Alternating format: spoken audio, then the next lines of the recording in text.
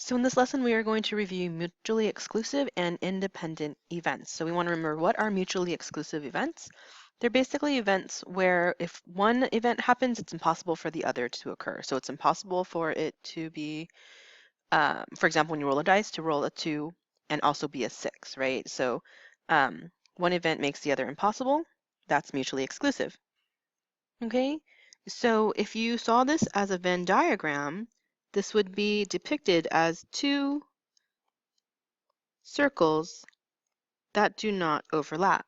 So they are completely exclusive. One can happen, and the other, while the other cannot, if one occurs. So for example, it's again like flipping heads and tails, right? So basically, you're looking at A and its complement, right, are mutually exclusive. Oops.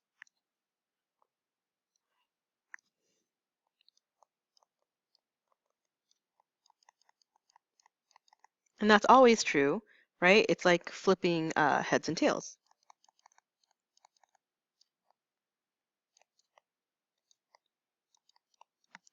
Okay, something else maybe a little bit easier to remember is to show that it's mutually exclusive, the probability of A and B is equal to 0 because it's impossible for the two to occur at the same time. Okay, so if you take a look at example 1, let's determine whether the events A and B are mutually exclusive when you roll an unbiased 6-faced dice. And what I would go back to is this, right? Checking to see if the probability of them both happening is 0. So if you take a look at events A and B, A is the event we roll an odd number, which is 1.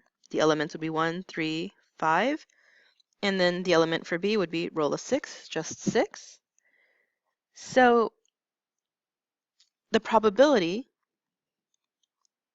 of A and B, in this case, they have nothing in common, is 0. So these are mutually exclusive.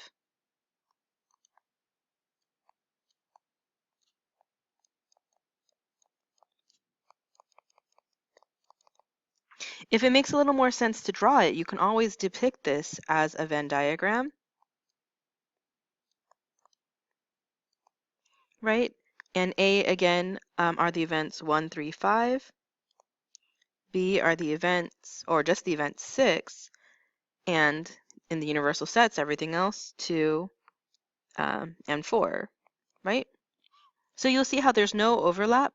So it's impossible for us to have A and the intersection of A and B. So that's why I can be really confident that the probability of the intersection happening is 0, because there is no intersection. So that's why I know they're mutually exclusive. All right. Alternatively, we can also talk about independent events. So mathematically independent events are when the occurrence of one event does not in any way affect the occurrence of the other. Okay, so if you think about it, what this means is, like, let's say you're rolling 2 dice. Rolling a 1 on the first dice has no effect on rolling a 1 again on the second dice, right? So that's what we mean by independent. So if you think about this, if we have the probability of an event, it should equal the probability of an event given something else already happened. So the conditional probability and its own probability should be the same, because meeting the first condition should have no effect on meeting the condition you want for A, if that makes sense. So what we can do to figure out a mathematical way to show if things are independent, we can remember that conditional probability, the probability of A given the condition B, is equal to the probability of the intersection of A and B over the probability of B. So if we just substitute here, right, because the conditional probability should equal the original, or the probability of event A. So we're going to substitute. So we get probability of event A should equal the probability of the intersection over the probability of B. And then we can just rearrange this, right? We can multiply. And we can say, well, the probability of the intersection A and B happening should equal the probability of A times the probability of B.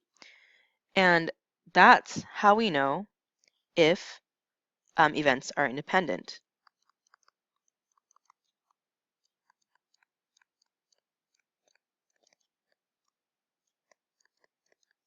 Oops. So when the probability of the intersection A and B equal the product of the two individual probabilities. So that's what we can check for to see if we have independent events. Again, you can also use a little logic, like I was saying earlier. If you're rolling 2 dice, rolling a 6 on one dice doesn't have any effect on rolling any number on the other dice, right? Okay. Finally, last example, and that's it. Let's determine if the events A and B are independent. And again, we can go back to looking at that highlighted equation. The probability of the intersection should equal the probability of A times the probability of B. So if you take a look at this, the numbers 4, 5, 6, 7, 8 are each written on identical cards and placed in a bag, and a card is selected at random. So if you look at A, we're going to pick an even number. So the elements of that would be 4, 6, and 8. And let B be the event a square number is chosen. So if you look at this, those elements would be 4 and 9. So what you want to do is you want to figure out, is the probability of A and B equal to the probability of A and the probability times the probability of B. So let's find each of those individually. The probability of A is 3 numbers out of a total of 6, which is 1/2. The probability of B is 2 numbers out of a total of 6, which is 1/3. Let's find the probability of the intersection A and B. So again, if it helps to draw the Venn diagram, you can, but you can also do what I'm doing here. And since I listed the elements, I'm just looking at what they have in common. They have one number in common, so the intersection is 1 out of those 6 numbers. So then what we can do is double check that the probability of A and B is equal to the probability of A times the probability of B. So let's go ahead and substitute that in. So is 1/6 equal to 1/2 times 1/3?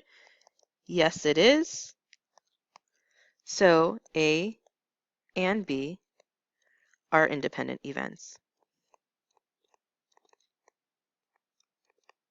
Okay, again, if it helps, if you want to draw your Venn diagram, you definitely can, but for me, just listing out the elements has been good enough, but if you want to draw the Venn diagram, you can double check this. So here's A, here's B, you can see they have a 4 in common, and then 6, 8, 9, and the rest of the numbers, 5 and 7, are just hanging out there, right? And again, you can take those probabilities out of that Venn diagram. Okay, so that is it, just reviewing how to check if it's mutually exclusive or independent events. Thank you for listening. We'll go over questions in class.